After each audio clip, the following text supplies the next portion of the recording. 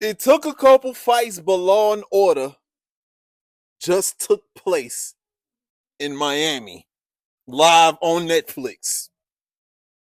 AJ just knocked out Jake Paul. I'm gonna tell y'all, and this is fresh off the fight. I figure I'd make this now while my energy is still up. Now, I'm not gonna lie to y'all. The first couple rounds, they was pissing me off. Round 1 and 2, they hardly threw any punches. Then they eventually, round 3, started to pick up a little bit. Bro, this boy Jake Paul fell like 25 times around. Like, come on, man. Like, what we doing here?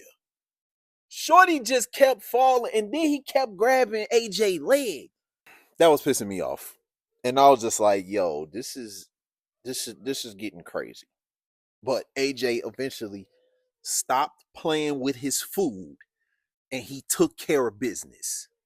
AJ, stop playing with your food. Do not play with your food. You were supposed to knock this boy out in round 1. But I know you wasn't in shape. Still no excuse. You are the professional boxer. He's a YouTube boxer. He done fought dinosaurs, basketball players, and retired mixed martial artists. You should have knocked that boy out in round 1. You said you was going to knock him out. Whatever. It is what it is. I'm just glad you won the fight, because that fight, that is probably one of the most gaslighting fights I've probably ever seen in my life. I've been watching boxing since I was about 6, 7 years old.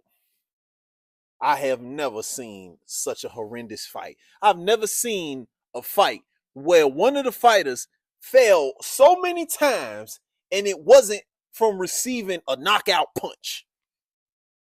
Boy, I will say this. I give Jake Paul his credit because he was tough. He took, it was a couple, he escaped death a couple times. Like, for real, for real. There was a couple times where if AJ would have connected on this punch or that punch, that boy would have been out of there. He would have been it would have been slow singing and flower bringing to that ring. But hey, AJ took care of business. I'm so glad Law and Order was preserved, because I wanted to see this bum fight somebody worth talking about. And he fought one of the best heavyweights in the business. Knocked him out.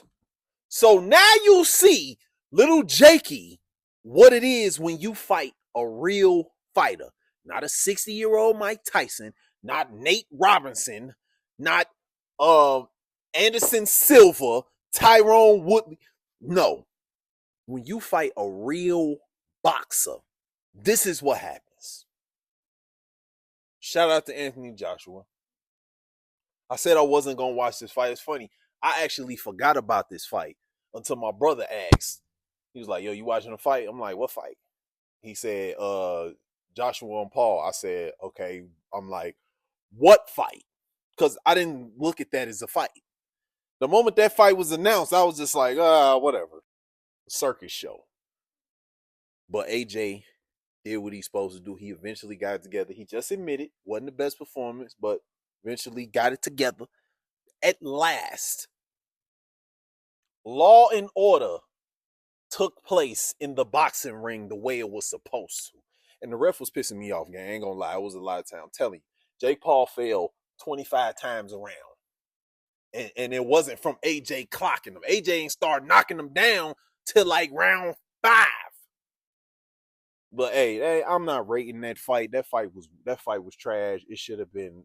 That shouldn't have went no 6 rounds. That should have went maybe 3 rounds, because Jake was clearly getting tired. I was like, all he got to do is survive. Commentator was saying, like, all you got to do is survive, because it's like, you ain't finna do nothing to him. Now, I will admit, Jakey threw a couple nice shots. It was looking like, I'm like, uh-oh, is AJ eating this, or is he hurt? But he weathered the storm, took care of business. Shouldn't have been no storm, but he took care of business nonetheless. But those are my thoughts. Leave your thoughts in the comment section. Share this video. Subscribe to the channel. Peace.